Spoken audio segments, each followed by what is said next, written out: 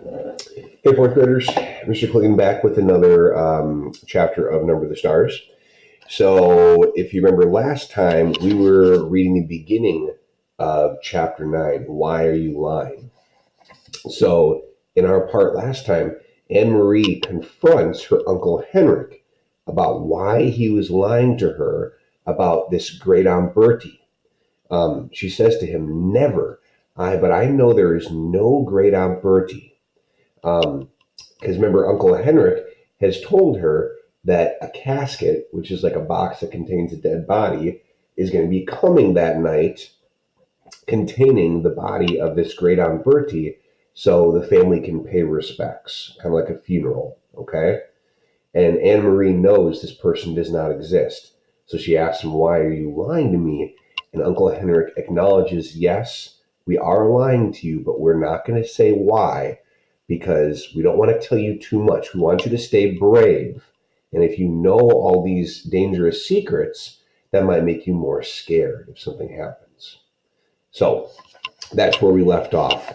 The last part that we read last time, the casket, which is again the box that contains the dead body, had just arrived at Uncle Henrik's house.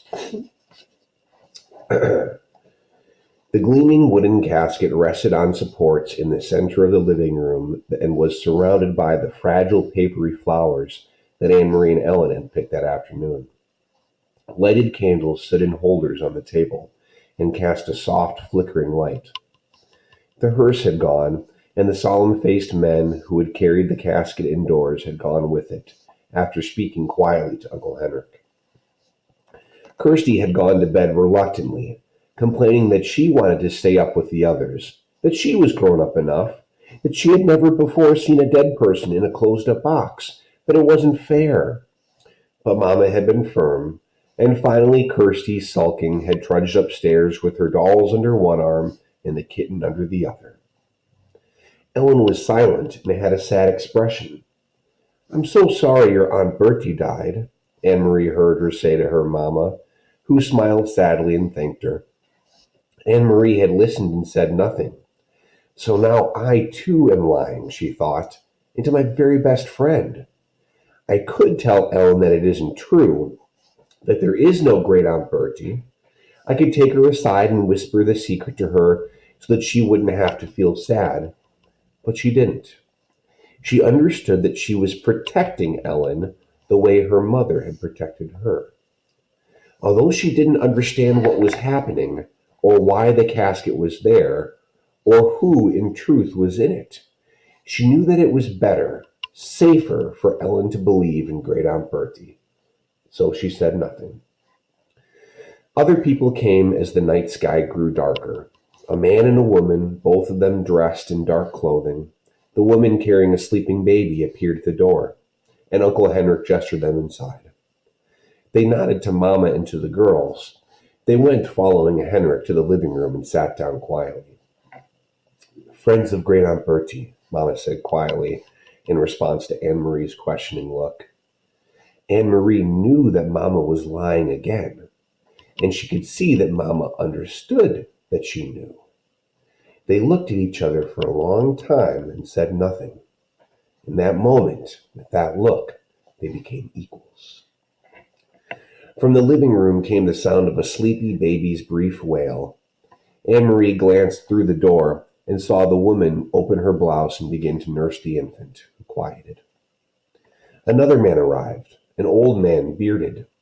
Quietly he went to the living room and sat down, saying nothing to the others, who only glanced at him. The young woman lifted her baby's blanket, covering its face in her own breast. The old man bent his head forward and closed his eyes, as if he were praying. His mouth moved silently, forming words that no one could hear. Anne Marie stood in the doorway, watching the mourners as they sat in the candlelit room. Then she turned back to the kitchen and began to help Ellen and Mama as they prepared food. In Copenhagen, she remembered, when Lise died, friends had come to their apartment every evening. All of them had brought food so that Mama wouldn't need to cook. Why hadn't these people brought food? Why didn't they talk? In Copenhagen, Even though the talk was sad, people had spoken softly to one another and to Mama and Papa. They had talked about Lise, remembering happier times. Thinking about it as she sliced cheese in the kitchen, Anne Marie realized that these people had nothing to talk about. They couldn't speak of happier times with Great Aunt Bertie when there had never been a Great Aunt Bertie at all. Uncle Henrik came into the kitchen. He glanced at his watch and then at Mama. "It's getting late," he said. "I should go to the boat." He looked worried. He blew out the candle so that there'd be no light at all and opened the door. He stared beyond the gnarled apple tree into the darkness. "Good, here they come," he said in a low, relieved voice. "Ellen, come with me." Ellen looked questioningly toward Mama, who nodded. "Go with Henrik," she said. Anne Marie watched, still holding the wedge of firm cheese in her hand, as Ellen followed Uncle Henrik into the yard. She could hear a sharp, low cry from Ellen, and then the sound of voices speaking softly. In a moment, Uncle Henrik returned. Behind him was Peter Nielsen. Tonight, Peter went first to Mama and hugged her. Then he hugged Anne Marie and kissed her on the cheek, but he said nothing. There was no playfulness to his affection tonight, just a sense of urgency, of worry. He went immediately to the living room, looked around, and nodded at the silent people there. Ellen was still outside. But in a moment, the door opened and she returned, held tightly like a little girl, her bare legs dangling against her father's chest. Her mother was beside them.